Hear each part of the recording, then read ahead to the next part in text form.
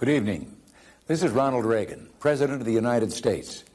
I'm speaking to you, the peoples of the Soviet Union, on the occasion of the new year. I know that in the Soviet Union, as it is all around the world, this is a season of hope and expectation, a time for family to gather, a time for prayer, a time to think about peace. That's true in America, too. At this time of year, Americans traveled across the country in their cars, by train, or by airplane to be together with their families.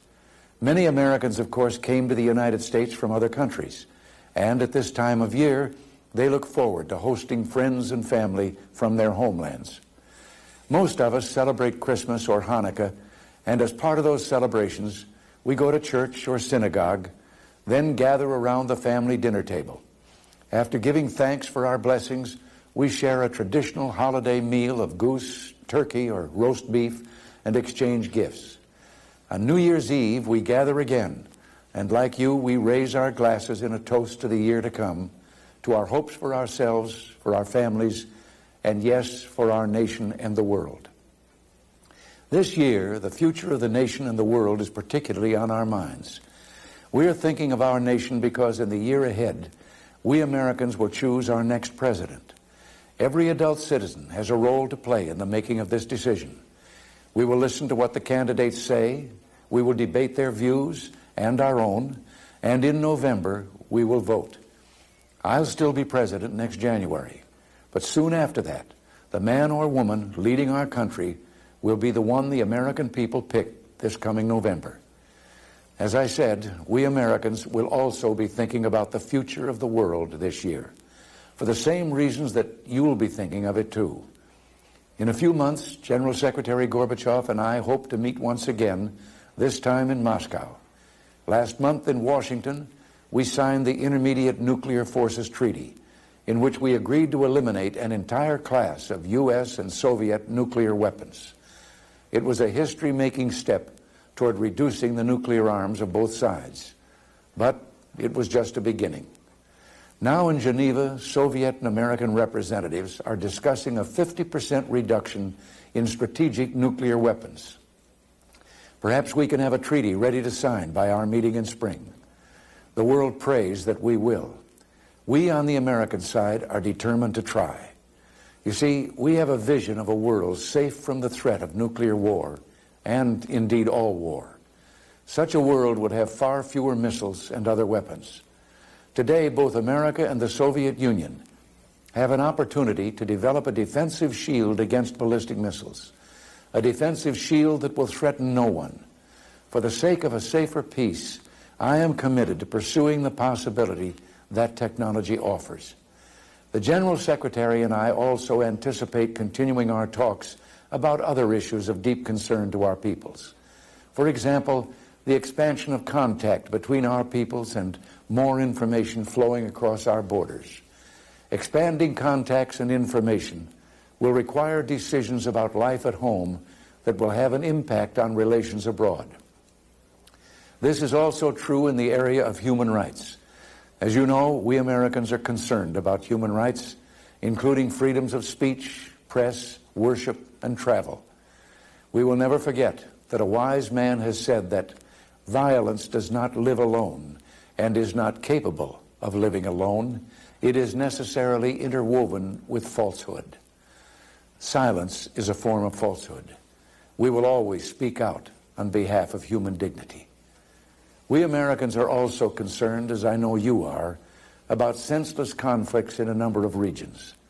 In some instances, regimes backed by foreign military power are oppressing their own peoples, giving rise to popular resistance and the spread of fighting beyond their borders. Too many mothers, including Soviet mothers, have wept over the graves of their fallen sons. True peace means not only preventing a big war, but ending smaller ones as well. This is why we support efforts to find just, negotiated solutions acceptable to the peoples who are suffering in regional wars. There is no such thing as inevitability in history. We can choose to make the world safer and freer if we have courage. But then, courage is something neither of our peoples have ever lacked. We have been allies in a terrible war, a war in which the Soviet peoples gave the ages an enduring testament to courage. Let us consecrate this year to showing not courage for war, but courage for peace. We owe this to mankind. We owe it to our children and their children and generations to come. Happy New Year. Thank you, and God bless you.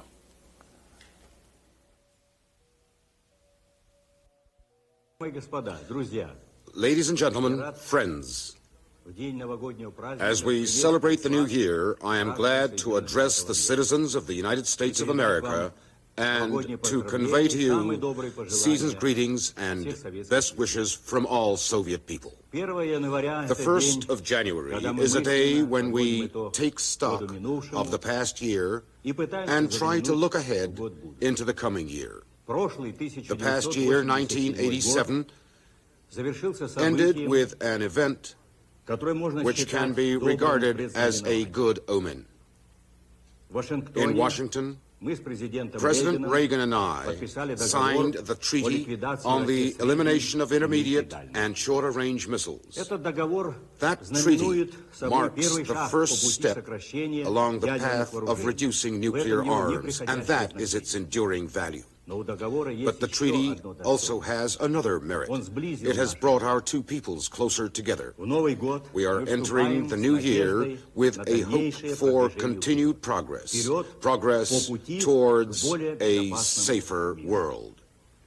We are ready to continue fruitfully the negotiations on reducing strategic arms with a view to signing a treaty to that effect even in the first half of this year. We would like without delay to address the problem of cutting back drastically conventional forces and arms in Europe. We are ready for interaction in resolving other problems, including regional ones. I think it can be said that one of the features of the past year was the growing mutual interest our two peoples took in each other. Contacts between Soviet and American young people, war veterans, scientists, teachers, astronauts, businessmen, and cultural leaders have expanded greatly. Like thousands of strands, those contacts are beginning to weave into what I would call a tangible fabric of trust and growing mutual understanding. It is the duty of Soviet and American political leaders to keep in mind the sentiment of the people in their countries and to reflect their will in political decisions. The Soviet people are getting down to work in the new year with an awareness of their great responsibility for the present and for the future. There will be profound changes in our country along the lines of continued perestroika, democratization, and radical economic reform. In the final analysis, all this will let us move onto a broad avenue of accelerated development. We know that you Americans have quite a few problems too. In grappling with those problems, however, I feel that both you and we must remember what is truly crucial. Human life is equally priceless, whether in the Soviet Union, the United States, or in any other country. So let us spare no effort to affirm peace on earth. Ladies and gentlemen, during the official departure ceremony in Washington, I said with regret that on that visit I had had little chance to see America. I feel, however, that I did understand what is most important about the American people, and that is their enormous stock of goodwill. Let me assure you that Soviet people, too, have an equally great stock of goodwill. Putting it to full use is the most noble and responsible task of government and political leaders in our two countries. If they could only do that, what is but a dream today would come true. A lasting peace, an end to the arms race, wider-ranging trade, cooperation in combating hunger, disease, and environmental problems, and progress in ensuring human rights and resolving other humanitarian issues. May the coming year of 1988 become an important milestone as we move down that road. In concluding this New Year address to the people of the United States of America, I wish peace, happiness, and joy to every American family. A happy New Year to all of you.